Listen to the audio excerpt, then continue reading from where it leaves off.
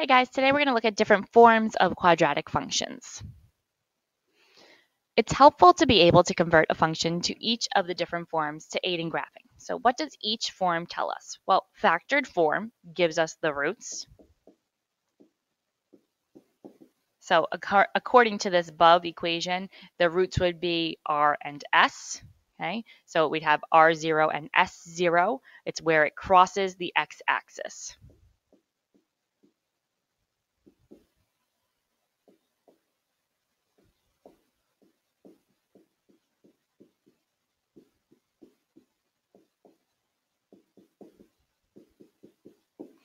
Okay, vertex form tells us the vertex, and that's hk, and it can be a maximum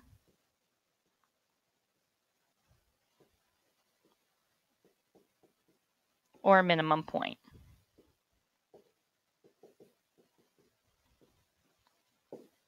And then standard form, we haven't really talked too much about this one, but it actually does give us a point. It gives us the y-intercept. So C is where it's going to cross the y-axis. And although we only get 1 point from that, you can mirror it to the other side of the line of symmetry to find another point. Okay, so we're going to use all these forms today to help us sketch the quadratic function without really using our calculator. So convert each of the following to factored form and state their roots. Okay, so here's our first one. We remember how to factor.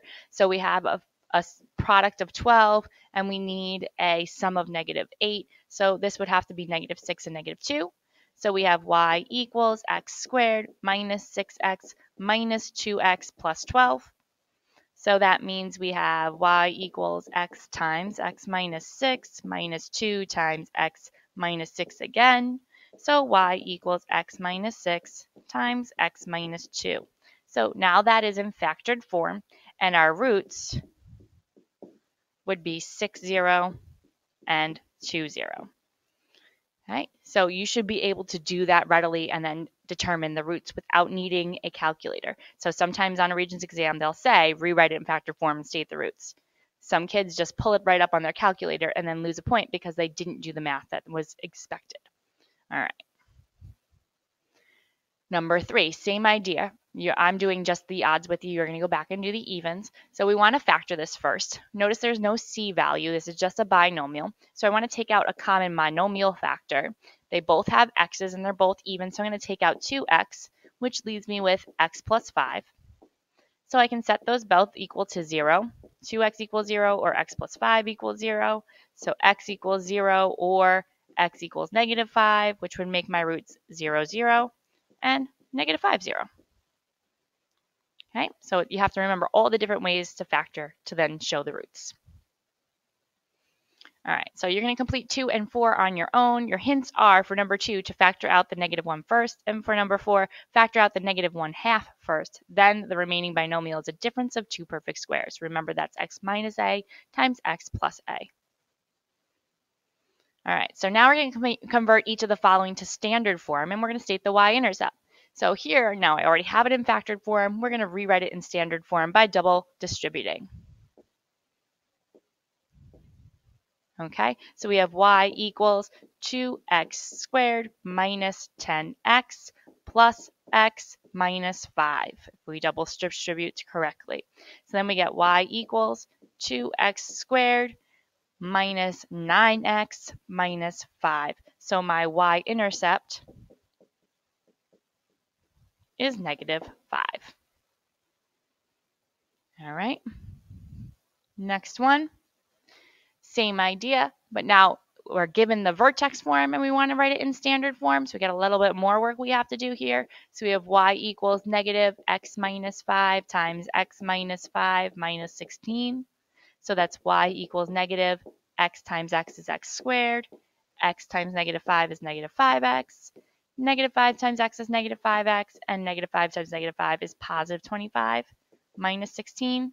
So that's y equals -x squared minus 10x plus 9. So my y-intercept is +9.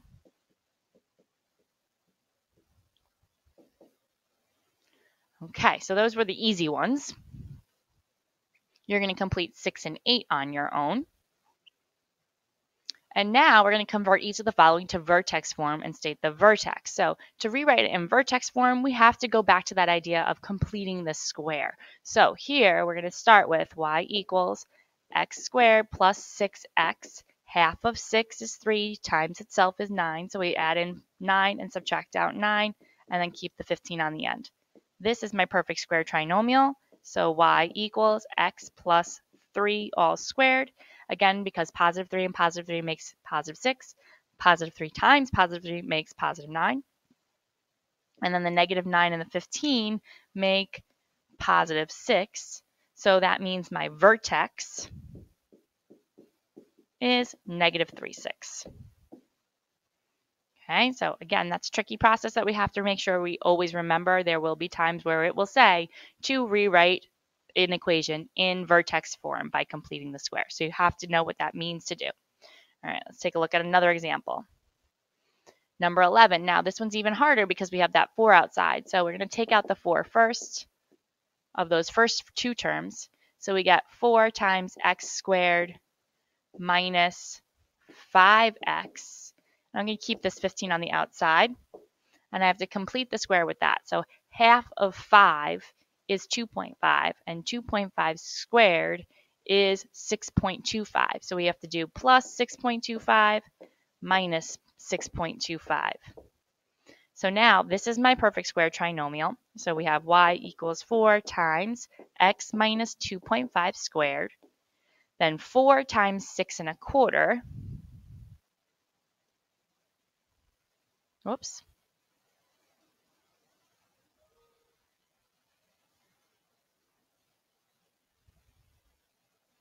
This calculator does not like me today, apparently. Is equal to 25. So we can subtract 25 on the end because I'm getting rid of this negative 6.25 that's left in the parentheses. So we get minus 25 plus 15. So that's y equals 4 times x minus 2.5 all squared minus 10, making our vertex 2.5, negative 10. Now, if I wasn't 100% sure that I did that math right, I could just pull up that equation. Y equals 4x squared minus 20x, and then plus 15, pull up the table, and look for the vertex. So I'm saying it should be 2.5 and negative 10. So I can see that it should be between 2 and 3 because that's where I get the double negative 9. And if I change my table setting to 0.5, and I'm going to go to 2 here and pull up the table, 2.5, negative 10, definitely is the vertex. So again, if you're not 100% sure, you can always check your calculator, but make sure you do the math behind it if that's what you're asked to do. All right. So you're now going to complete 10 and 12 on your own. Make sure you check in with me to be sure that you're doing it correctly.